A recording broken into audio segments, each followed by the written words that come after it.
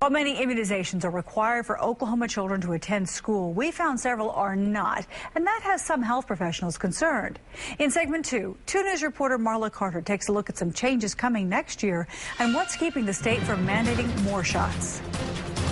No chicken pox for you, buddy. Yay! 5-year-old Quincy calls himself Superman, brave enough to withstand any shot he gets. Who's a champ? Look at that. Oh, my God. Perfect! And his 2-year-old sister started out strong, too, but by the 4th shot... Well, yeah, Mom, it's all right. It was hard to hold back the tears.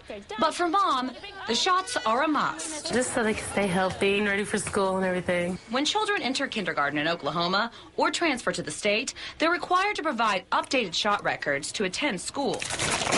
Immunizations, they have said, is the #1 health improvement that has made the biggest strides in preventing disease and illness that occurred in the 20th century. Our partners at the Scripps-Howard News Service crunched the numbers. According to the CDC, last year kids in Oklahoma received the required vaccines more than 85% of the time during childhood.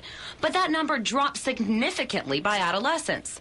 In fact, only 30% of Oklahoma teens were vaccinated for meningitis last year, and 40% for the human papillomavirus. I'll come back and get you in just a second, okay? Health officials say these shots are not required in Oklahoma, but some doctors say they should be. It's very, very low. It's very low, and a lot of that has to do with the fact that they don't realize they need to.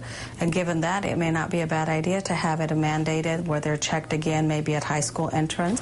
While the meningococcal vaccine isn't required, starting next school year, for the first time, students going into junior high will be required to get the Tdap vaccine.